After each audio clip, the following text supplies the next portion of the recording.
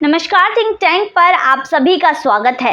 लोग पहले बोलते थे कि मोदी जी पीएफआई पर कोई एक्शन क्यों नहीं ले रहे, मोदी जी कोई कार्यवाही क्यों नहीं कर रहे, मोदी जी चुप क्यों है। तो अब शायद उन्हें अपने सवालों का जवाब मिल गया होगा, क्योंकि मोदी जी ने यानी कि भारत सरकार ने पीएफआई पर 5 साल के लिए बैन लगा दिया है। यहाँ पर अब सवाल ये है कि मोदी जी ने पहले ये काम क्यों नहीं किया। तो आपको बता दूं, मोदी जी जो भी करते हैं वो सबसे अलग करते हैं। मतलब अगर कोई प्रॉब्लम है तो उसकी जड़ पहले ढूंढी जाती है, फिर उस प्रॉब्लम को वो जड़ से उखाड़ फेंकते हैं ताकि वो प्रॉब्लम दोबारा कभी पैदा ही ना हो सके। यही काम पीएफआई के साथ भी मोदी जी ने किया। मोदी जी ने पहले तो पीएफआई को ऐसे ही छोड़ दिया कि जो भी अराजकता फैलाने वाले संगठन है देश में, और भी आतंकी संगठन है, सारे पीएफआई से आकर मिल गए कि पीएफआई पर मोदी जी बैन तो लगा नहीं पा रहे। इतना बड़ा संगठन है, इतना बड़ा मंसूबा है इसका कि 2047 तक भारत में देश में इस्लामीकरण करना है भारत देश का, इसमें इस्लामिक देश इसको बना देना है। तो इतनी बड़ी चीज़ थी, तो सभी आतंकी संगठन इससे आकर मिल गए।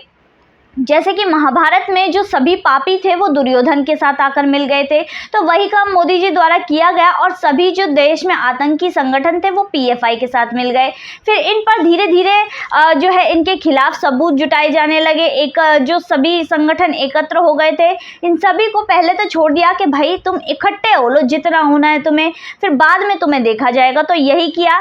सारी एजेंसियां यहाँ पर सबूत, जो राज्य सरकारें थी, उनके पास इनके खिलाफ जो सबूत हैं वो इकट्ठे शुरू होने लगे, एविडेंस इकट्ठे होने लगे, जिसमें एनआईए और ईडी ये 2 एजेंसियां हैं जिन्होंने जो है अपना हाथ डाला, और इन सुरक्षा एजेंसियों ने ही इस पर जो है कार्यवाही की।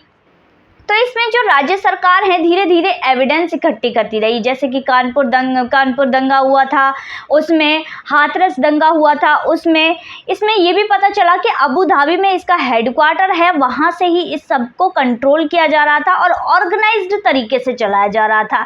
जैसे कि आपको बता दें, सीएए के आंदोलन में क्या हुआ था, बड़ी ही बखूबी से पीएफआई ने ऑर्गेनाइज्ड तरीके से अपना पूरा काम कर डाला और किसी को पता भी नहीं चला। बाद में इस चीज़ का खुलासा हुआ।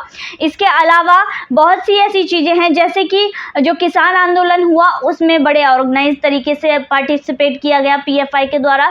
तो ये जो छोटे छोटे जो दंगे थे, जैसे कि पत्थर फेंकने का था, जुम्मे की नमाज के बाद जो दंगे हुए थे, उन सभी में ये जो छोटे छोटे दंगे थे इनके एविडेंस इकट्ठे किए गए। सारी राज्य सरकारों के पास एविडेंस इकट्ठे हो गए। फिर राज्य सरकारों ने एनआईए के पास एविडेंसों को जमा कराया, एनआईए को दिया, जिसके बाद ईडी भी इसमें शामिल हुई, जिसमें पता लगाया कि कहाँ से फंडिंग आ रही है, किस तरह पैसे का लेन देन किया जा रहा है। तो ये सारी चीज़ों के जो एविडेंस थे उनको इकट्ठा किया गया और इसके बाद ये कार्यवाही शुरू की गई। अब जो पीएफआई पर अधिकारियों ने कार्यवाही की गई, जो सुरक्षा एजेंसियां हैं उन्होंने कार्यवाही की गई जिसके बाद पीएफआई के अधिकारियों को गिरफ्तार किया गया। अब पीएफआई के जो अधिकारी गिरफ्तार हुए, उसके बाद पीएफआई के समर्थक सड़कों पर आ गए। तो इससे क्या हुआ कि वो लोग जो सड़कों पर आए इनके समर्थन में, वो चिन्हित हो गए कि भाई ये लोग भी पीएफआई के साथ हैं, तो उन पर भी फिर कार्यवाही होनी शुरू हो गई। इसके बाद क्या हुआ कि पीएफआई को देश में बैन कर दिया गया। अब यहाँ पर बात यह है कि सिर्फ अगर पीएफआई को बैन किया जाता तो वो सिर्फ उसके हेडक्वार्टर को बैन किया जाता, जो कि काफ़ी नहीं था। पीएफआई के साथ रीहैब इंडिया फाउंडेशन, कैंपस फ्रंट ऑफ इंडिया, इंडिया इमाम काउंसिल, इसके अलावा नेशनल कॉन्फेडरेशन ऑफ ह्यूमन राइट्स ऑर्गेनाइजेशन है इसके अलावा नेशनल विमेंस फ्रंट है, जूनियर फ्रंट है, पावर इंडिया फाउंडेशन है, इसके अलावा रिहैन फाउंडेशन केरल का अलग है। इसके अलावा लगभग 50 से ऊपर संगठन जो भी इसके साथ थे, पीएफआई के साथ जो काम कर रहे थे, 50 से ऊपर संगठनों को जो है बैन किया गया। इसमें ये बहुत बड़ा कदम था कि 50 से ऊपर जो संगठन हैं जो पीएफआई के साथ थे, फंडिंग में साथ थे, या फिर जो उसके मंसूबों को अपनाए हुए थे, उनमें से 50 से अधिक संगठनों को एक साथ बैन कर दिया गया। और ये कब हुआ? 27 सितंबर 2022 को इसको बैन कर दिया गया। और इनके जो रजिस्ट्रेशन हो रखे थे इनको भी जब्त कर लिया गया, इनके अकाउंट सीज कर दिए गए। तो ये बहुत बड़ी प्लानिंग थी जो कि सुरक्षा एजेंसियों ने बखूबी निभाई। इसके अलावा जो इनके संपर्क थे बकायदा बताया गया था कि किन किन से इनके संपर्क थे, कहाँ कहाँ संपर्क थे, किस तरह का ये खतरा बने हुए थे देश के लिए, किस तरह के मंसूबे इनके थे, किस तरह देश में अराजकता फैलाने का ये काम कर रहे थे। तो इन सभी चीज़ों को बताते हुए इनकी जो रजिस्ट्रेशन है इनको जब्त किया गया और इनको पूरी तरह बैन कर दिया गया, ठप कर दिया गया कि किस तरह इन्होंने जो है शिक्षा के माध्यम से या फिर और भी चीज़ें हैं, और भी जैसे कि जो संस्थान खोल लेते हैं लोगों के भले के लिए, उनके माध्यम से ये किस तरह काम कर रहे थे, किस तरह अपने जो मन की इच्छा है उसकी पूर्ति कर रहे थे, इसमें देश में अराजकता फैलाने का काम कर रहे थे। तो ये सारी चीज़ें बताते हुए यहाँ पर इसको बैन किया गया है। अब आपको बताती हूँ कि जिन्ना की जो पॉलिसी थी वो क्या थी। जिन्ना ने ये सोचा था इसमें आगे जाके ये सारी चीज़ें जुड़ जाएंगी। जिन्ना ने ये सोचा था, माउंटबेटन से ये कहा था कि भाई जो हिंदुस्तान है हमें वापस दो, पाकिस्तान में मिला दो, जिसके बाद माउंटबेटन ने मना कर दिया था कि और कहा, फिर जिन्ना ने कहा कि एक भूमि का टुकड़ा ही दे दो, हम उस पर रहते हुए यहाँ पर हिंदुस्तान पर फतेह हासिल कर लेंगे और इसके बाद इसको पाकिस्तान में मिला देंगे, पाकिस्तान में तब्दील कर लेंगे। जिसके बाद जिन्ना की जो पॉलिसी थी, जिन्ना ने बहुत सी चीज़ें सोची थी, जिसमें उसने सोचा था कि सभी मुस्लिम शासकों की जो हिंदुस्तान में जो रियासतें हैं उनको पाकिस्तान में मिला दिया जाए। अगर ऐसा हो जाता तो कम से कम 400 जो है पाकिस्तान हिंदुस्तान में ही बन जाते और आपको एक राज्य से दूसरे राज्य में जाने के लिए भी वीज़ा लेना पड़ता।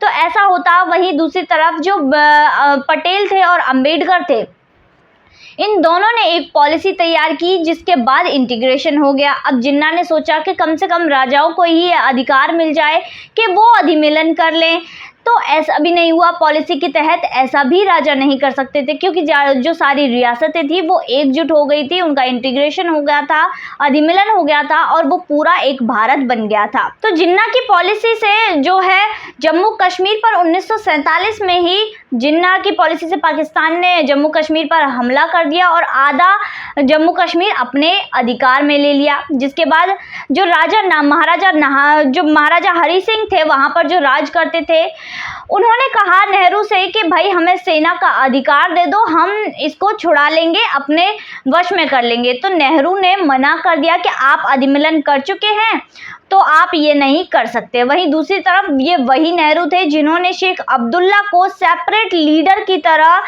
खड़ा कर दिया था। उसके बाद क्या हुआ, 1965 में युद्ध हुआ, क्योंकि 1962 का युद्ध हम हार गए थे। इसके अलावा इन्होंने सोचा कि भाई हिंदुस्तान कमज़ोर है तो इस पर हमला किया जा सकता है, तो वही इन लोगों ने किया और हिंदुस्तान पर हमला कर दिया। अब यहाँ पर बात एक आती है, जब यहाँ पर देश की आज़ादी के बाद जब पाकिस्तान बना था तो यहाँ पर जो आधे लोग रह गए थे, मतलब कुछ मुसलमान यहाँ भी रह गए थे और कुछ वहाँ चले गए थे, आधे यहाँ रह गए थे। तो वो एक जड़ की तरह यहाँ बैठ गए थे और धीरे धीरे अपनी जड़ें हर जगह फैलाने लगे, जो कि एक PFI संगठन के रूप में निकल कर सामने आया। वहाँ पर उन्होंने सोचा कि जो हिंदू यहाँ पर आए हैं, मिलाए गए हैं, उन्हें हम ठोक पीट कर सीधा कर लेंगे, अपने हक में मिला लेंगे, अपने पास मिला लेंगे। पर वहाँ पर जो हमारे मुस्लिम भाई रह गए हैं वो देश को वापस दिलाने में, यानी कि हिंदुस्तान को पाकिस्तान में मिलाने में हमारी मदद करेंगे। तो इस तरह की पॉलिसी के तहत ये अपनी जड़ें यहाँ पर जमाने लगे कि जो कि PFI के रूप में खड़े हो गए। अब यहाँ पर PFI और इतने सारे संगठनों पर जिस तरह यहाँ पर बैन लगाया गया है वो मोदी सरकार के द्वारा, क्योंकि यहाँ पर PFI इस तरह पैर पसार रही थी जैसे कि जो बहुत सारी एजेंसियां हैं, चाहे वो देश की हो चाहे विदेश की हो, जो देश विरोधी जो आतंकवादी संगठन हैं वो PFI के साथ ही आकर मिल गए थे। तो यहाँ पर ये सारी चीज़ें हो रही थी, तो मोदी जी ने इस पर बैन लगा दिया और यहाँ पर देश में अराजकता फैलाने का काम जो PFI कर रही थी उस पर रोक लगा दी। अब यहाँ पर सवाल ये है कि अगर कोई भी PFI या फिर ये जो संगठन, जो बाकी जो संगठन हैं, इन पर जो बैन लगाया गया है, अगर इनके समर्थन में कोई भी उतरता है तो उसको भी आतंकवादी ही माना जाएगा। कोई भी अगर सड़कों पर इनका समर्थन करता है तो उनको भी सरकार द्वारा आतंकवादी ही घोषित कर दिया जाएगा। तो आज की वीडियो में बस इतना ही, फिर मुलाकात होगी ऐसी ही वीडियो के साथ। तब तक के लिए देखते रहिए थिंक टैंक।